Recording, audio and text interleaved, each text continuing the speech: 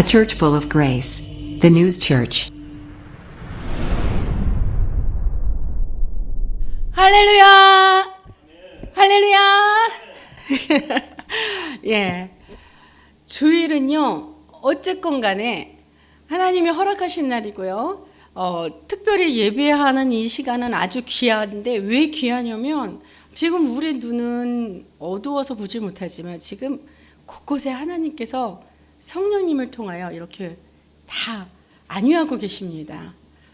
얼마나 기쁜지요. 그러니까 우리가 웃지 않을 수 없고 기쁘지 않을 수 없고 힘이 안 날 수가 없죠. 다시 한번 큰 소리로 할렐루야! 예, 인사합니다. 시작. 할렐루야! 할렐루야! 예, 너무 감사해요. 자, 믿으면 통한다. 우리가 보면요, 인간관계를 보면은 어떠한 일이든 그 인간관계에서 진심으로 대하면 인간관계에서도 통할 수 있다. 진심은 통한다. 이런 말들을 정말 많이 하죠. 근데 진심은 통하는데, 진심한 마음, 진심이면 통하는데 진심으로 대했는데도 통하지 않았다면 그것은 왜일까요? 답은 쉽죠. 내 진심이 전달이 안 됐기 때문에 통하지 않은 거잖아요. 그렇죠? 그러게 내가 정말 누군가에게 진심을 전달하고 싶어서 상대에게 나의 마음이 진실하다는 것이 잘 전달되게 하려면 어떻게 해야 될까요? 그 상대방을 고치려고 하고 그 상대방의 문제점을 해결하려고 하기보다 먼저 내가 상대를 대할 때 내 마음가짐부터 달라져야 된다는 거예요.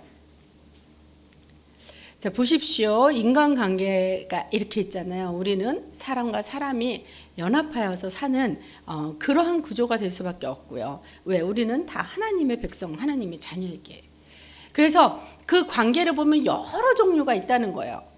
우리가 잘 기초적인 관계, 부모와 자식 간의 관계, 또 남편과 아내, 또 친구의 관계도 있겠고요. 또 스승과 제자의 관계도 있겠고, 목회자와 성도, 이런 관계가 있습니다. 또는 그러한 부류의 관계하고 또 다른 부류하고 이렇게 두 가지 종류로 나눠보면 또 하나의 그 관계의 종류는 사업자와 사업자의 관계, 또 상사와 부하, 또 사장과 고객, 사장과 직원, 또 이런 관계가 있죠. 이렇게 제가 두 부류로 이렇게 종류로 나눴는데, 무엇을 기준으로 나눴을까요? 바로 인간관계에서 손이득을 따지는 관계이냐 아니냐, 이렇게 볼 수 있죠. 우리가 이제 내게 있어서 이득이 있어야 관계가 유지가 되고, 또 손해가 되면 아쉽지만 또 어쩔 수 없이, 또 내가 예를 들어서 사업을 하는데 같은 사업 파트너가 있는데 이 사업 파트너 때문에 내 사업이 자꾸 손해를 본다 그러면 어쩔 수 없이 헤어지게 되고 이런 경우도 있습니다. 근데 이렇게 이득과는 이런 상관이 없이 그런 관계, 즉 어떤 관계냐면은 그 본질이 사랑이 밑받침이 된 그런 관계가 있어요. 그런 아름다운 관계가 가정에서부터 일어나지 않습니까? 부모와 자식 간에, 또 부부끼리의 관계, 그리고 또 이제 이웃 간의 관계, 또 친구끼리, 사제지간, 내지는 이런 관계들이요. 우리 교회에서는 이제 목사와 성도들 간의 관계죠. 이런 관계는 무조건 사랑을 바탕으로 해야 돼요. 그렇기 때문에 내가 아까 목사님이 이제 기도를 할 때 당신 멋져, 이거에 이니셜을 따서 기도를 하신 것 같아요. 당당하게, 신나게, 멋지게, 어떻게? 저주자. 당신 멋져. 우리 목사님 매일 그것을 캐치플레이어로 이렇게 살아가고 계신데요. 사랑이 바탕을 하면 이기려고 하질 않아요. 그냥 져주려고 합니다. 근데 이것을 또 이용하는 사람이 있다니까요. 내 부모니까 다 이해해 줄 거야. 친구니까 아니면 남편이니까 아내니까 나 다 해야 내 진심을 다 알아줄 거야. 그러면서 내 편한 대로 행동을 한다는 거죠. 내 편한 대로 행동을 다 하고 난 다음에 결과를 보니까 상대방이 꼭 오해하게 행동을 하게끔 내가 했다는 것을 깨닫게 됐어요. 그래 놓고 아유 다 알 거야. 가족인데 뭐 내가 설마 그렇게 했다고 보겠어? 이러면서 내 맘 알지? 이런 마음으로 그냥 묵묵부답으로 있는 거예요. 그렇게 자기 자신을 합리화하는 거죠. 근데 말을 안 하는데 상대방이 그 마음을 어떻게 압니까? 그래서 아무리 사랑을 바탕으로 한 그러한 인간관계일지라도 고마우면 고맙다고 얘기하고 미안하면 반드시 미안하다고 사과를 해야 되는 거예요. 말 한 번도 안 하고 표현 한 번도 안 하면서 어떻게 내 마음을 알 거야 라고 그렇게 단정을 짓겠습니까? 그래야지 만약에 내가 내 진심은 그렇지 않더라도 내 말 한마디라든지 내 행동이 잘못된 거라면 상대방이 오해를 안 하고 그 관계가 다시 사랑의 바탕으로 잘 유지가 되는 것이지요. 근데 어떻습니까? 우리 시대를 보면 점점 산업화가 되고 문명이 발달함에 따라 이러한 사랑이 자꾸 깨지게 돼요. 사랑이 깨지니 인간관계도 깨져서 가정까지도 깨지게 되는 것입니다. 왜냐? 산업과 문명이 발달할수록 내 몸이 편해져요. 그래서 생활이 되게 편리해진다는 거죠. 그래서 내가 조금만 불편하거나 번거롭거나 이렇게 내 몸이 조금만 고생을 하거나 이런 거 귀찮은 거를 싫어하게 됩니다. 왜? 우리 집에 가도 뭐 빨래는 빨래는 세탁기가 다 해주고 청소기가 뭐 청소 다 해주고 그리고 뭐 이제는 뭐 또 로봇의 시대까지 와서 뭐 별의별 거를 다 로봇이 인간을 대신해주는 그런 시대까지 오게 됐어요. 그래서 어쩌다가 이제 아내가 바쁜 일이 있어갖고 아침에 일찍 나가봐야 돼요. 그래갖고 남편에게 부탁을 합니다. 여보, 저기 이불 좀 개줘. 그랬더니 남편이 아내 보란 듯이 이불을 정말 개게 던져주고 그리고 밖에 훌떡 나가버린다고 그러잖아요. 우스갯소리 같지만 이게 괜히 나온 유머 같지는 않다는 거죠. 이제는 나의 이득이 아니면 그 어떤 인간관계도 맺지 않으려 한다는 겁니다. 솔직히 우리가 사실대로 보면 우리 목사들도 목회자들도 교인들이 많아요. 많은데 그분이 어떠한 마음을 가지고 어떠한 생각으로 교회에 나온다는 거 우리들이 모르겠습니까? 근데 판단하지 않는 것입니다. 그냥 희망과 용기를 줄 뿐이고 고맙다는 말만 전하고 싶은 것이 바로 목사가 성도들을 대하는 마음이에요. 여러분은 상대방을 어떻게 생각하고 대하시나요? 성경의 오늘 본문의 배경은요, 예수님께서 오병이어의 역사, 오병이어의 역사 너무 잘 알잖아요. 5개의 보리떡과 2마리 물고기를 통해서 장정들이 5,000명씩이나 먹고도 12바구니가 남은 그 기적의 사건 있잖아요. 그리고 또 예수님이 무리를 건너신 그 사건 이후에 그래서 뭐 난리가 났죠. 이러한 기적과 표적이 진짜 사람이 할 수 없는 놀라운 기적이 일어나서 무리들이 막 이제 그때서부터 예수님을 막 찾아서 이리저리 예수님 어디 계신지 막 찾아서 무리지어 다닙니다. 그들이 예수님을 따랐긴 따랐는데요. 과연 그들은 예수님을 어떻게 생각하고 찾아다녔을까요? 예수님은 이미 그들의 속내음을 다 알고 말씀을 하셨습니다. 이제부터 우리 본문 한 절 한 절 우리가 읽으면서 이렇게 강해하고 넘어갈 것입니다. 26절에 예수님이 하신 말씀이에요. 너희가 나를 찾는 것은 표적을 본 까닭이 아니요 떡을 먹고 배부른 까닭이로다. 꼬집어서 말씀하시잖아요.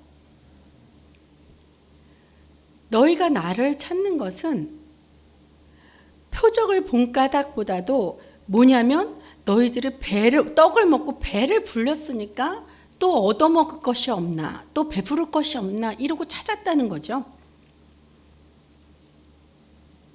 다시 한번 묻겠습니다. 여러분은 예수님을 어떻게 생각하고 찾으십니까? 비단 여러분만이 지문이 아니라 여기 서 있는 제 앞에서도 저도 이러한 질문을 받아야 될 그런 필요성이 있어서 매일매일 이렇게 살펴보고 돌아봅니다.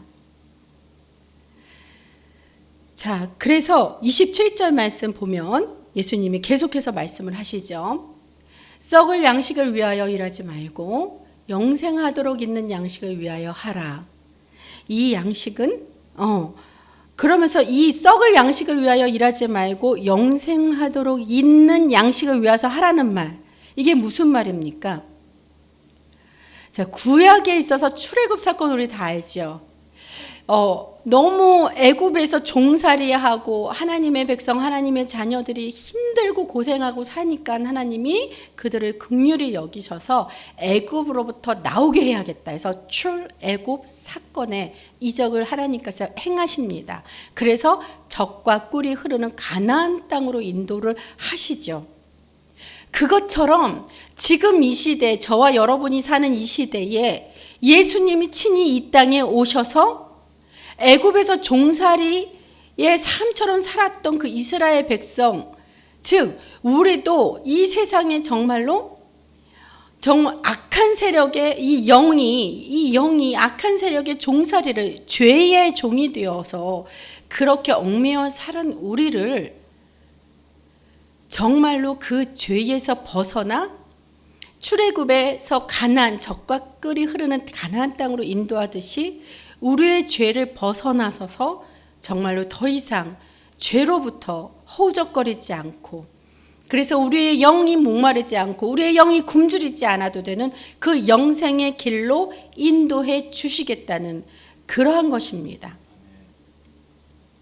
예수님이 나타나신 표적 두 가지, 무리를 걸으시고 오병이어의 사건, 이 표적을 통해서 하나님의 아들이기에 이들이 예수님을 찾은 것이 아니라 내 배를, 사사로운 내 배를 채워진 그 떡 맛을 보았기 때문에 예수님을 찾은 거라는 것이에요. 그래서 예수님의 마음이 어떠셨을까?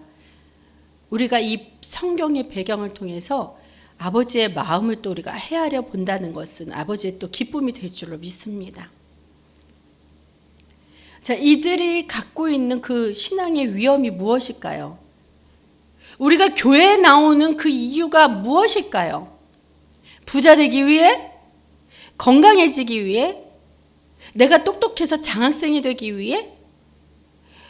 그 이외에 내 모든 일에 모든 것이 다 잘 되기 위해, 복 받기 위해, 잘 살기 위해 이렇게 나오다가 내 자신의 기대만큼 이루어지지 않으면 금세 교회를 떠난다는 것이죠.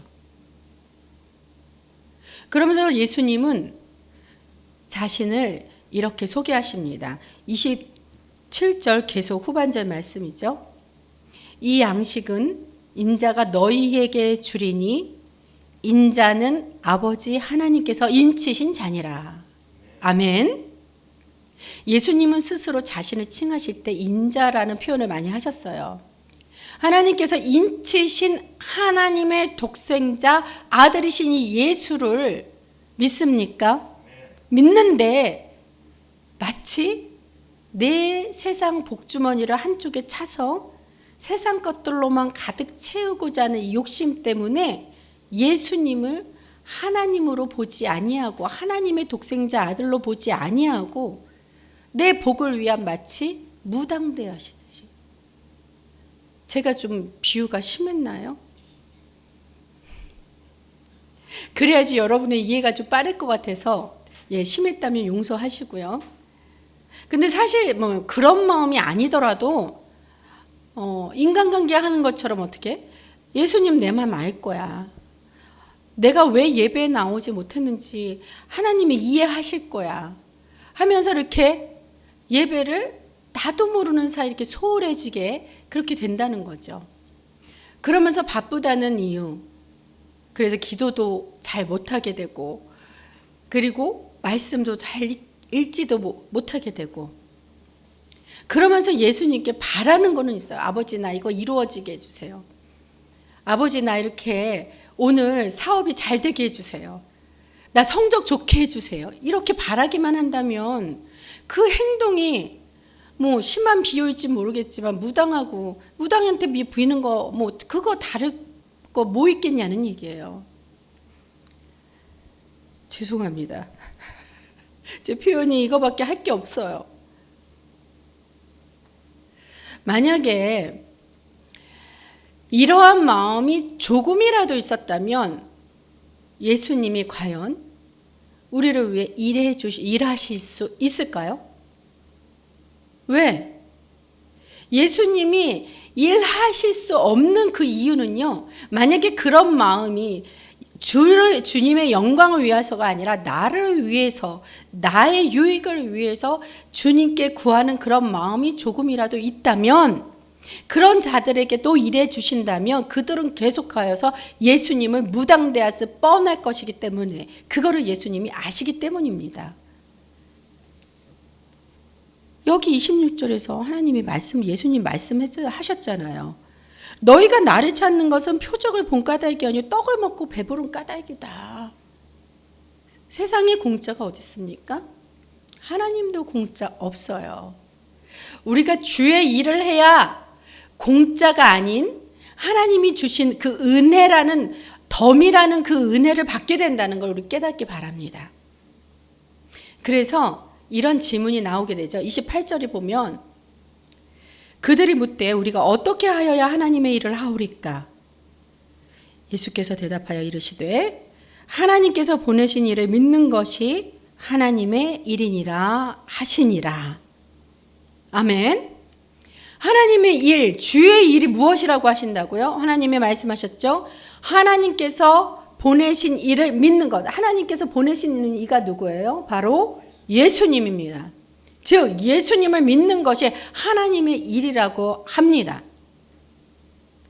그렇다면 이 믿는다는 것을 마음으로만 숨겨두지 않고 그 표현하는 행위가 무엇이에요? 지금 우리가, 저와 여러분이 주님께 드리는 이 예배지 않겠습니까?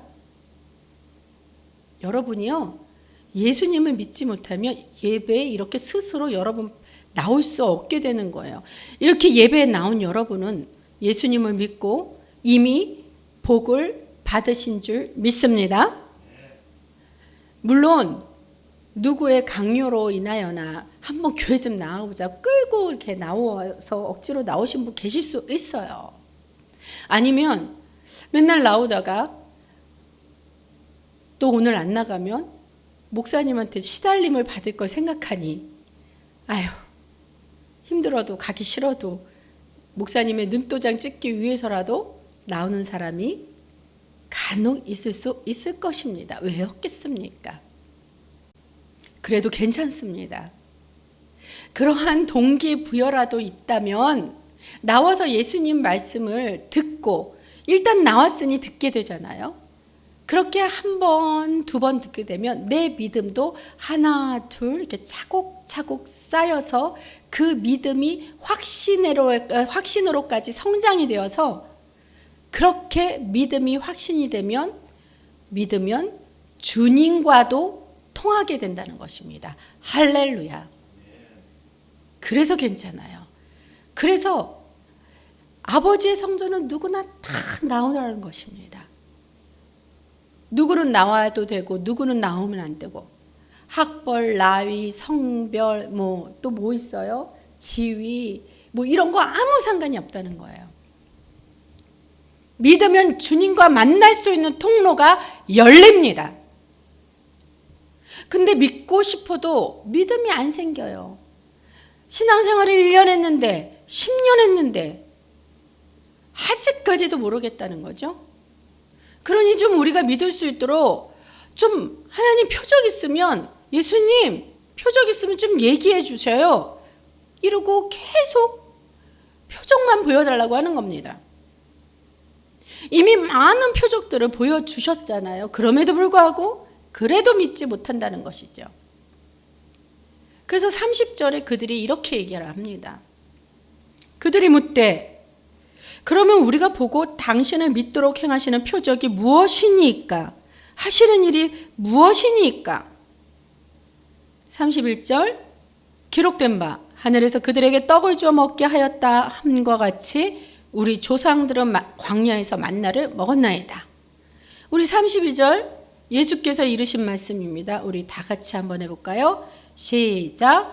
예수께서 이르시되 내가 진실로 진실로 너희에게 이르노니 모세가 너희에게 하늘로부터 떡을 준 것이 아니라 내 아버지께서 너희에게 하늘로부터 참 떡을 주시나니 하나님의 떡은 하늘에서 내려 세상에 생명을 주는 것이니라.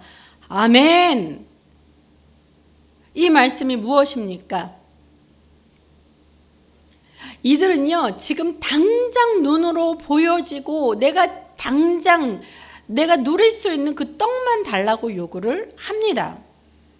그러나 예수님이 행하신 그 오병이어의 기적의 의미는 그들의 당신 백성들의 배를 채우려고 그런 것이 아니라 오병이어의 기적을 보면서 배도 채우고 또 하나님의 뜻을 알리고자 하는 그러한 의미로 예수님이 기적을 행하신 거죠. 오병이어의 기적이 뭐예요? 먹고도 충분히 남아서 배가 줄이지 배고프지도 않고 또 그 먹음으로 그 음식으로 인해 내가 갈급하지 않는다는 것, 그것에 대한 진정한 의미가 무엇이겠냐는 거예요. 예수님께서 십자가에서 죽으심으로 말미암아 자신을 영원한 생명의 떡으로 내어주셨다는 그러한 의미가 되는 겁니다. 이게 무슨 말입니까? 우리가 지금 돈이 없어서 고생하고 병이 들어 아파서 고생하고 내가 성적이 부진해서 고생하고 내가 그것 때문에 고민이고 열등감이 있고 그것이 걱정이 되고 염려가 되지만 사실 그것들은 다 육적인 것이에요.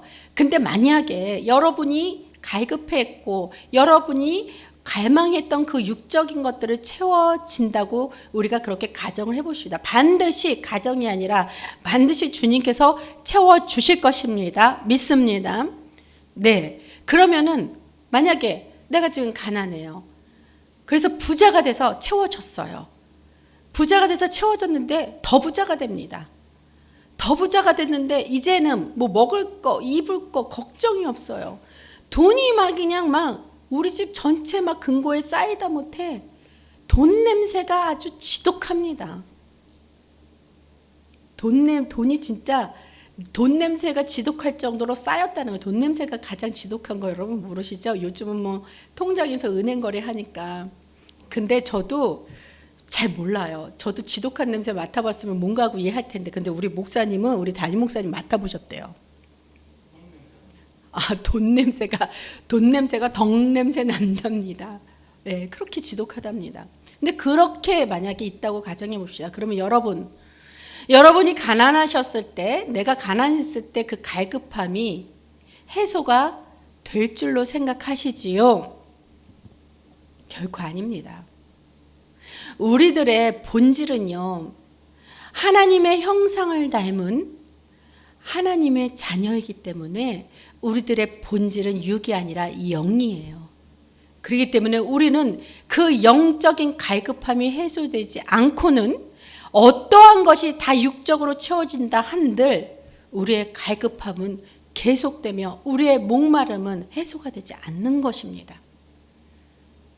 그래서 왜 우리의 영이 갈급하고 우리의 목마름이 계속됩니까? 하나님은 영생하시는 분이고 하나님은 부족함이 없는 분이신데 왜 우리는 부족함을 계속 느껴야만 하는 거죠? 하나님의 자녀인데 아버지와 자녀라고 하는데 그럼 아버지와 우리들의 차이는 무엇 때문에 우리는 그렇게 계속 갈급할까요? 그 차이는 거룩함이 있냐 없냐의 차이입니다. 하나님은 거룩하신 분이십니다.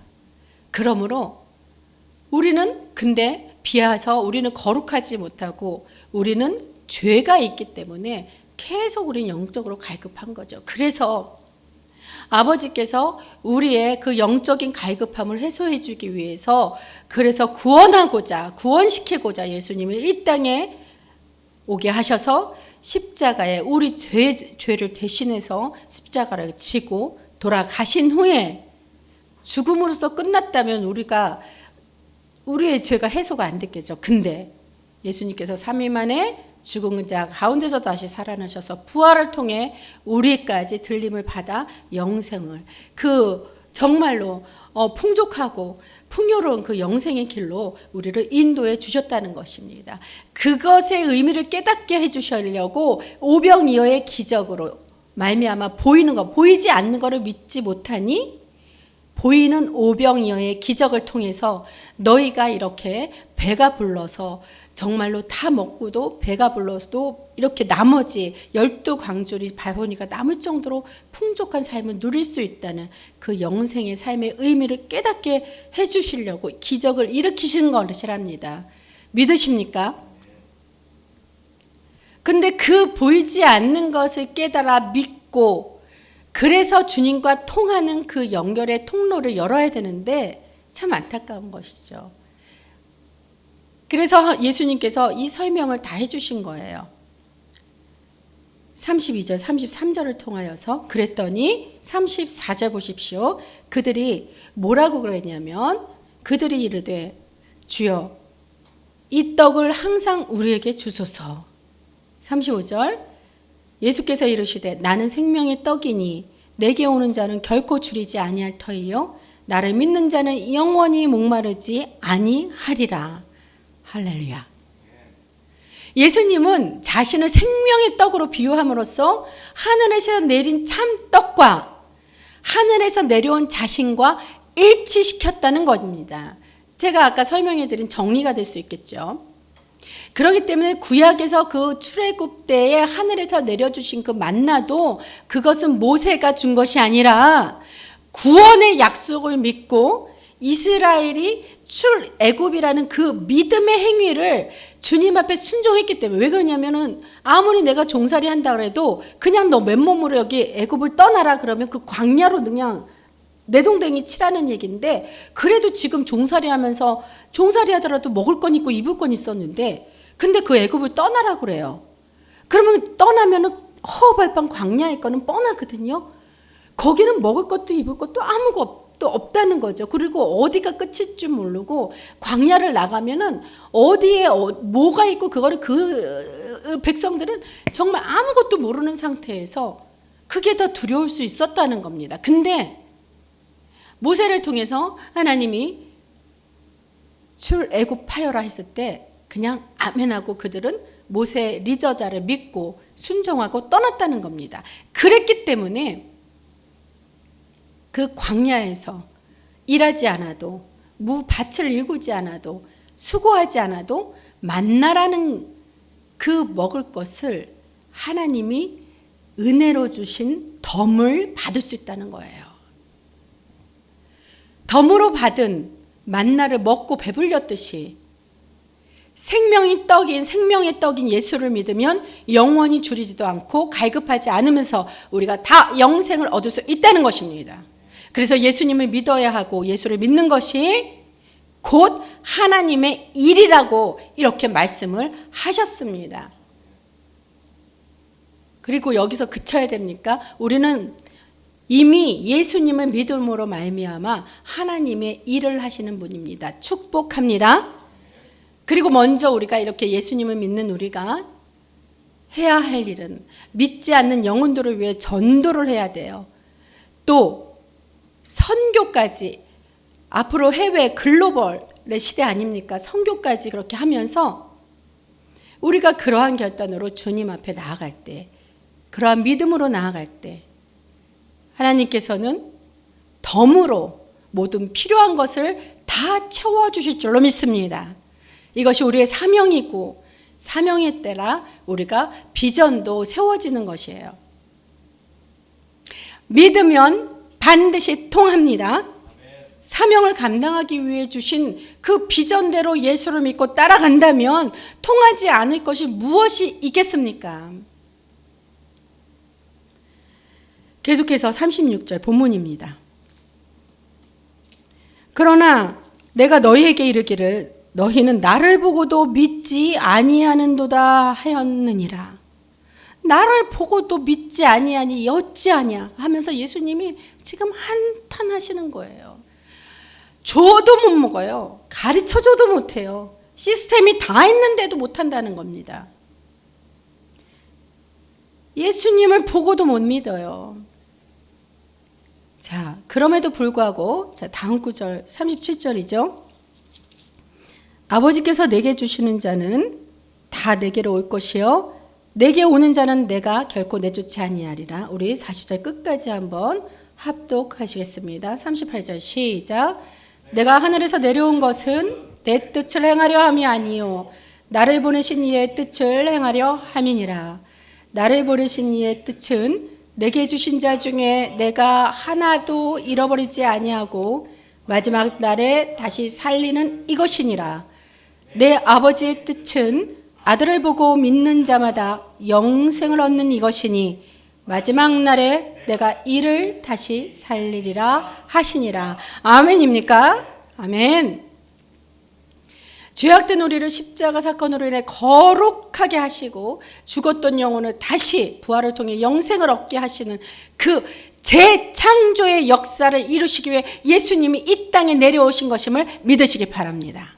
그래서 믿으면 통합니다. 진심이 통하듯이 진심이 없는 믿음은 믿음이 아니라는 거예요.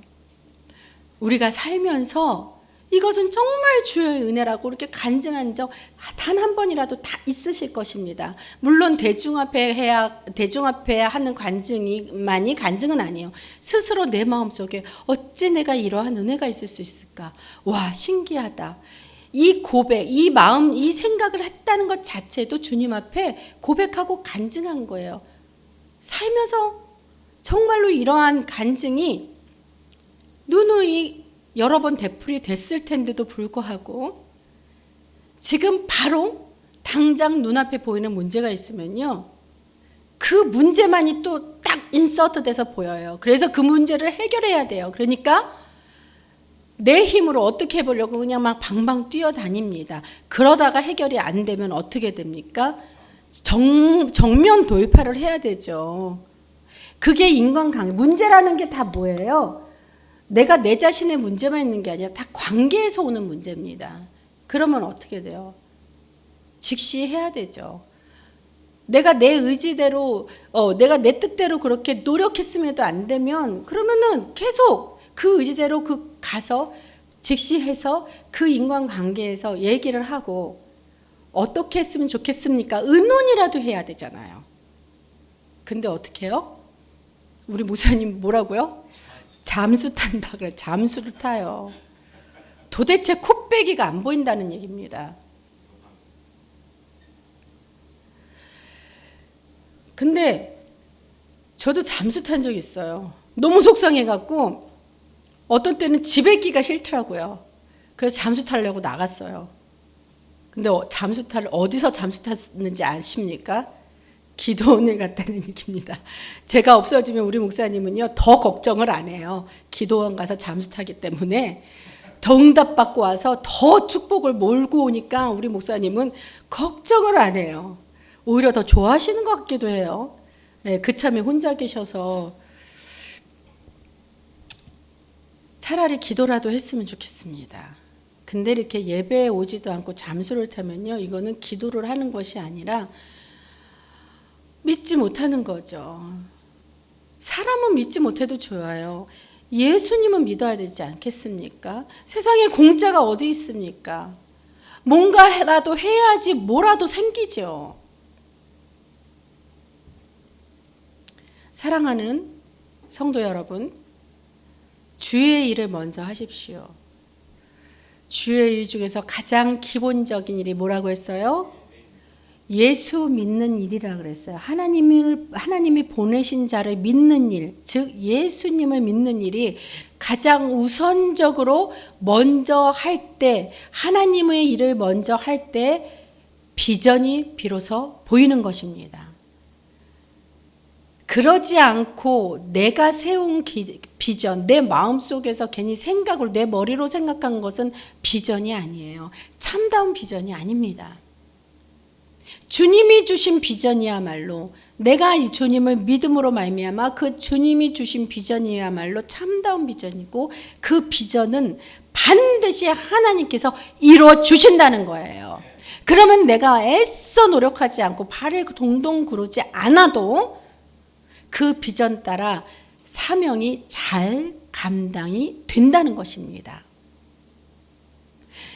주님 주시는 영생의 은혜는요, 말할 것도 없고요. 그에 따라오는 그 은혜의 덤의 양은 각자마다 그릇이 다르기 때문에 또 상황마다 다를 수 있어요. 어떤 때는 덤이 한 주먹일 수 있고요. 어떤 때는 그 덤이 두 주먹일 수 있고요. 어떤 때는 덤이 내가 한 것보다 더 덤이 많이 올 때도 있을 수 있다는 거예요. 어떨 때? 믿을 때, 진심이 통할 때. 할렐루야. 그래서 성경 말씀 디모데후서 2장 20절에서 21절에 이런 말씀이 있습니다. 제가 찾아왔어요. 제가 읽을게요.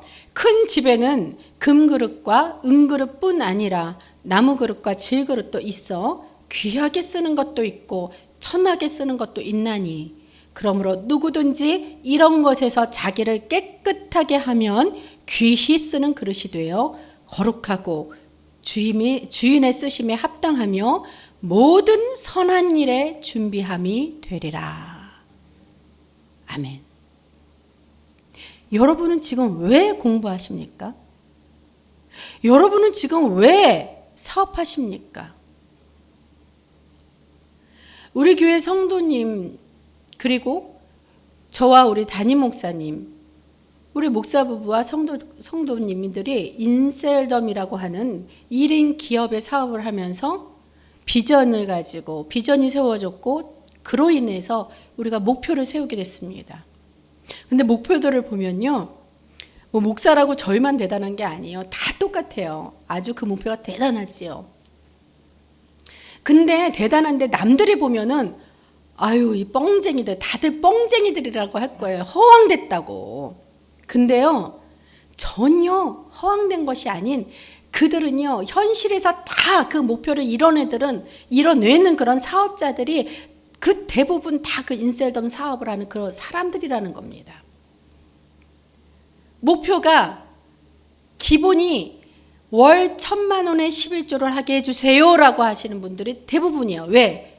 너무나 감사하게도 그 인셀덤 사업하시는 분들의 정말 제가 보기에 7, 80% 이상이 다 크리스찬이기 때문입니다. 그 수석 대표님도 크리스찬 장로님이세요. 그렇기 때문에 그 사업하시는 분들이 그러한 믿음으로 그러한 목표를 세워서 주님 앞에 고백을 했다면 지금 현재 드리고 있는 11조도 만만치 않을 것이에요. 근데 이런 앞뒤 사정, 그 사업의 사정도 모르고, 예를 들어 전후 사정 딱 자르고 뭐라 그러죠? 방송에서 뭐 악마의 편집이라 그러잖아요. 예, 그것처럼 전후 사정도 모르고 딱 요 목표 얘기만 듣게 된다면, 그리고 제가 이렇게 강대에서 이 얘기를 이렇게 하는데 무슨 목사가, 무슨 교회가 이렇게 11조만 강조하고 돈만 밝혀 목사가 얼마나 돈을 밝히게 목사도 그런데 사업을 한다고 나가? 뭐 이렇게 뭐 책망할 수 있겠어요? 그렇지만요, 책망을 저는 받아도 괜찮습니다. 할 수 없습니다. 왜냐? 물질이 필요한 건 사실이기 때문이에요. 단지 물질에 있어서 우리가 항상 잊지 않고 기억해야 될 것이 있다는 것은 분명합니다. 출애굽 시에 그 당시에 이스라엘 백성 중에는요, 만나를 필요한 만큼 취해서 먹은 후에 이들이 욕심이 났어요. 그러니까 먹었으면 어떻게 돼요? 주님이 주셨으면, 받았으면 감사해야 되는데 감사하지 못하고 욕심이 가득 차서 막 걷어들였습니다. 이따가 배고프면 배고플 수도 있으니까 먹어야지. 이거 내일 먹어야지. 누구 줘야지. 아니면 내가 쌓아뒀다가 나중에 정착되면 이것을 활용해야지. 뭐 이러면서 막 쌓아둬요. 근데 어떻게 됐습니까? 쌓아뒀다가 아침에 일어나니까 만나가 어디로 갔는지 온데간데 없이 흔적 없었어요. 어떻게 된 거야 도대체? 하나님이 싹 걷어가신 거죠. 분명 하나님이 너희가 먹을 것만 취하라고 했는데 순종하지 못하고 욕심으로 인한 불순종으로 인해서 하나님이 그 만나를 쌓아주지 못하러 싹 다 걷어가셨다는 겁니다. 그러므로 저와 여러분은요, 주신 이도 하나님이시요 거두시는 이도 하나님이시라는 것을 기억하면서 반드시 명심해야 할 것입니다. 그래서 항상 감사를 잊지 말아야 해요. 이 고백과 감사는 밖으로 비로소 표현이 되어야만 진심이 전달이 되는 거예요. 내 진심이 있는데 이것만 내가 갖고 있는다고 그게 진심으로서 영향력이 발휘되는 게 아닙니다. 입을 열어 기도하면서 주님 앞에 고백하십시오. 감사하다는 것도 일단 먼저 말부터, 감사하다라고 하는 그 말부터 표현하는 그 훈련을 여러분들이 하시길 바랍니다. 사랑하는 더뉴스 교회 성도 여러분, 우리 교회는 큰 일을 해야 할 하나님의 사람입니다. 저와 여러분은 주의 일을 위하여서 큰 일을 감당하기 위하여서 하나님이 더뉴스 교회에서 함께 동역할 수 있도록 묶어주신 하나님의 사람이라는 것입니다. 우리의 월 1,000만 원의 11조 목표는요,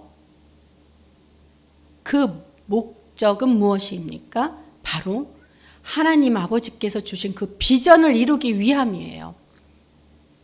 내가 정말로 지금 학생인 신분에서 성적을 좋게 내야 하는 그 이유가 무엇이냔 말이죠.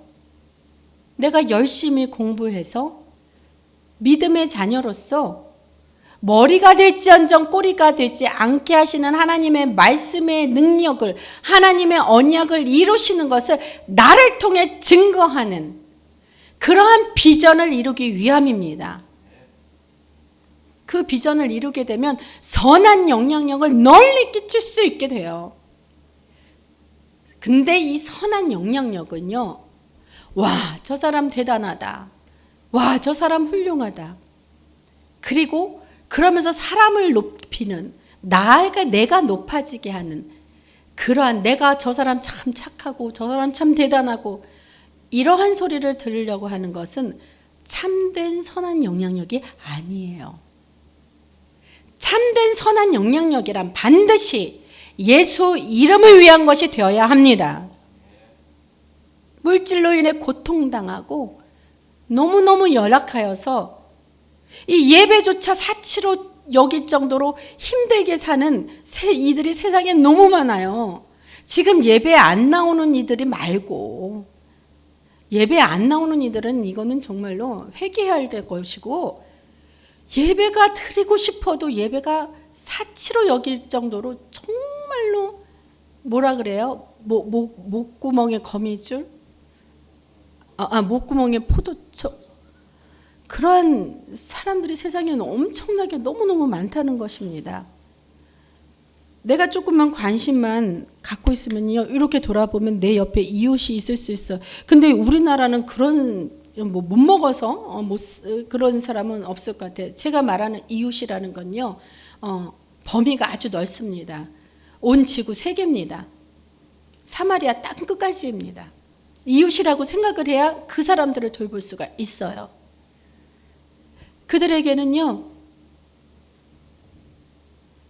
그들에게도 우리처럼 예배는 사치가 아니라 귀찮게 치러야 하는 그런 무슨 행사조차가 아니라 우리가 느끼는 것처럼 예배는 기쁨이고요. 아멘. 예수는 우리의 행복이라는 것을 우리가 알려줘야 돼요. 그래서 저하고 여러분이 그 각자의 달란트로 그 달란트를 통하여서 사명 감당하려는 것입니다. 이것이 진정한 참된 선한 영향력임을 깨닫기 바랍니다. 그래서 우리 교회는 함께 찬양의 달란트를 받은 교회예요. 이렇게 선교를 나가다 보면 또 찬양 세미나를 해주려고 선교를 갑니다. 보면 정말 눈물이 나와요. 아직까지도 국가에서 아이들에게 음악 교육조차 그 자체가 없는 나라들이, 그 열악한 나라들이 동남아시아를 비롯하여서 뭐 저 아프리카까지 얼마나 많은지 모릅니다. 여기 우리는요, 우리나라는 솔직히 10m마다 하나씩 음악학원이 생겨요. 아주 다닥다닥 붙어 있어요. 그런데도 그래서 이 음악을 배울 수 있고 찬양을 할 수 있으면 감사한 줄 모르고 배워서 대학 보내고 또 유학까지 보내고 아주 그냥 전문가가 되면은 지잘나서 됐는 줄 알고 교회도 안 나오고, 응? 우리 교회 제자들은 없습니다. 오해하지 마시고 저는 항상 축복만 합니다. 그래서 그러한 열악한 나라들, 그러한 사마리아 땅끝까지 우리가 다 찾아다니면서 찬양학교 세우는 일을 아버지께서 우리에게 주셨어요. 비전을 주신 줄로 믿습니다. 그것이 우리의 사명이고 비전이라는 거예요. 그러다 보니 어떻게 해요? 네, 저도 세상에서는 뭐 박사까지, 그렇게 학위까지 석사 2개예요. 박사과정을 수료한 거죠. 지식은 뭐 아주 그냥 차고도 넘쳤어요. 네, 지금 몸은 건강합니다. 가르칠 수 있어요. 학원의 경력도 근 30년, 내가 지금 뭐 레슨하고 한 것은 진짜 30년이 넘고 40년에 가까워 갑니다. 제가 교육 그 횟수를 그러면은 다 할 수 있어요. 근데 제가 이렇게 발만 동동 구르고 있습니다. 왜냐? 물질이 없어서. 당장 가려면 제 신분상에 제가 해야 될 제게 필요한 그러한 물질뿐만 아니라 가서 세워야 돼요. 물론 가서 저희가 단기 선교라고 해서 뭐 캄보디아, 뭐 미얀마, 또 여러 동남아들 많이 다니면서 세미나 해주고 가르쳐 줍니다. 근데 그건 단기예요. 어쩌면요, 그들에게 찬양의 맛만 알게 해줘. 가르치면 얼마나 좋아하는지 몰라요. 얼굴이 바뀌어요. 그 껌둥이의 얼굴들이요, 백인처럼 하얘진다니까요. 저 인셀돈 발랐는 줄 알았어요. 그렇게 환해지고 하얘지는데, 그래서 찬양의 맛을 알려주고 오는데 단기기 때문에 돌아오면 제가 마음에 무거운 짐이 있습니다. 찬양의 맛은 알려주고 계속해서 찬양을 할 수 있는 여건과 환경이 없으니, 그 이상 올라갈 수, 더 그 이상 깊은 찬양을 할 수 있는 그러한 모든 게 갖춰지지 않았으니 제 마음이 얼마나 무겁겠습니까? 이 마음이 뭐 제가 훌륭한 뭐 인격자라서 이런 마음이 있는 건 아니에요. 분명히 이것은 주님이 주신 마음이란 걸 제가 깨달았기 때문에 이 마음을 버릴 수가 없는 거예요. 그래서 물질이 필요한 것입니다. 그래서 기도를 했어요. 이 기도를 한 지가 20년이 가까워 옵니다. 그래서 주님 주신 믿음을 제 진심으로 받아들여서 믿으니 통하여 주님께서 허락을 하시고, 그래서 인셀덤 사업을 시작하게 된 것입니다. 감사한 것은요, 그 사업의 수석 대표님이 아까도 말씀드렸듯이 장로님이셨고, 이 수석 대표님과 장로님의 수석 대표님의 운영 방침이요, 이 성경의 바른 태도, 성경대로 살아가는 그 삶, 그것과 아주 흡사해서 거의 같습니다. 꼭 말씀을 큐티하여서 삶에 적용시키는 것 같이 그렇게 사업을 운영하셔서, 그렇게 또 우리들을 지도해 주셔서 얼마나 감사한지 몰라요. 그래서 수석 대표님과 그의 파트너이신 그 대표님, 이 두 대표님을 제가 참으로 존경합니다. 두 분이 물론 아주 훌륭한 분이세요. 정말로 존경받아도 될 만한 그릇의 그 분들입니다. 그러나 제가 그 이상으로 더 존경하고 그렇게 따르는 것은, 이 두 분은 하나님이 쓰시는 사람이라는 것을 그러한 믿음이 제가 확신하기 때문입니다. 하나님이 쓰시는 두 분이기 때문에 제가 그래서 더 따르게 되는 것이에요. 여러분, 사람을 믿잖아요. 하나님을 제외한 그 사람만을 믿으면 상처받아요. 나의 건강을 간호해 줄 사람만 믿고 좀 내가 가난한 물질을 채워줄 그 부자, 그 사람만 믿는다면 상처받는다니까요. 실망하게 돼요. 그러나 그 사람을 쓰시는 하나님을 믿는다면 그 쓰임받는 그 사람이 내게 엄청나게 너무너무 귀해지는 것입니다. 그래서 더욱 그분들이 내게는 특별한 사람이 되어지는 것이에요. 사람을 믿지 않고 그 사람을 쓰시는 그 하나님을 믿으면 사람에게 상처받을 일이 없기 때문에 실망할 일도 없다는 거예요. 하나님이 만약에 내가 사람에게 상처받고 실망한 그 사람을 믿었는데 어떻게 이 사람이 내게 이럴 수가 있어 하는 그러한 일이나 상황이 생긴다면요, 괜찮아요. 그때도 상처받지 말고 실망하지 마십시오. 어떻게 생각하면 되냐면요, 이 사람은 하나님이 쓰지 않는 사람이구나, 그렇게 생각하시고 기도하는 거예요. 하나님, 제가 보는 눈이 없었습니다. 제가 분별의 영이 없었습니다. 제 탓입니다.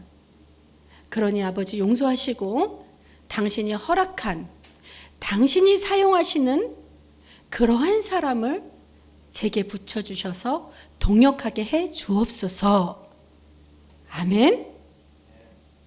믿으면 통합니다. 만사 형통이란 말이 있지요. 구원의 역사를 믿으면서 그 믿지 않는 영혼들을 구원하기 위해서 예수님이 하신 일들을 우리도 그 예수님의 제자가 되어 그대로 따라가면서 일할 때 우리가 염려하던 이 육적인 일들, 건강, 물질, 학업, 자녀 등등 이외의 모든 이 세상의 것들, 육의 것들, 이거는 주님께 다 맡기고 믿으면 이 모든 것이 통하여 해결될 줄로 믿습니다. 통하는 통로를 계속 열어두시기 위해 여러분 성령 충만하시게, 성령 충만해야 됩니다. 성령 충만하십시오. 계속 기도와 말씀 묵상하시면서 찬양 드리는 이 믿음의 삶으로 성령 충만한다면 주님께서 인도하시고 도와주시는 그 성령님과의 연결되는 그 통로가 항상 활짝 열려 있을 것입니다. 그때가 되면요, 마음껏 예수의 이름으로 선한 참된 영향력이 펼쳐지게 됩니다. 미래의 비전을 멋지게 머릿속에 그림을 그리고 항상 그 멋진 비전의 그림을 보면서 매 삶마다, 매 시간마다 주님께 인정받고 칭찬받는 행복한 삶의 저와 여러분이 되길 그리스도 예수님 이름으로 축복하고 축원합니다. 기도하시겠습니다.